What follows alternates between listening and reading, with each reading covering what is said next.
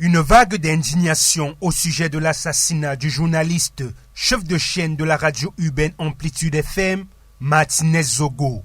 Le JICAM, groupement interpatronal du Cameroun, indique que le premier moteur de l'investissement est la confiance qu'induit une sécurité minimale assurée aux personnes et à leurs biens par les pouvoirs publics. Il souligne que la peur que génèrent les insécurités de toute nature est un frein à l'investissement aussi bien endogène qu'étranger. C'est le même sentiment pour le barreau du Cameroun, qui regrette l'insécurité généralisée qui règne dans les différentes villes du Cameroun et interpelle de fait les services en charge de l'enquête sur le cas Martinez à faire face à leurs responsabilités, lesquelles les obligent à retrouver les assassins pour qu'ils répondent de leur forfait devant la justice. Les enseignants, à travers leurs syndicats, s'expriment sur cette affaire. Pour les seigneurs de la craie, cet acte qu'ils qualifient d'odieux et barbare, digne d'une société qui s'animalise, est regrettable.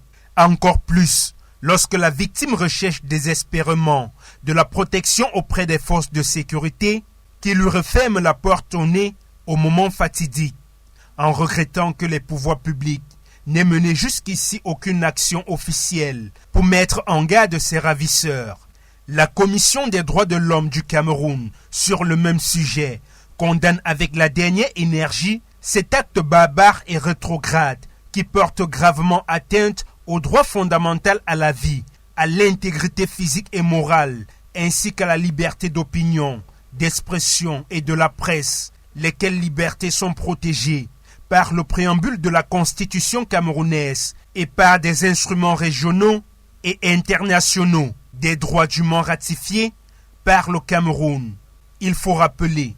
que le journaliste Martinez Zogo avait été enlevé, séquestré, torturé avant d'être retrouvé mort 5 jours plus tard après son enlèvement par des ravisseurs qui jusqu'ici courent.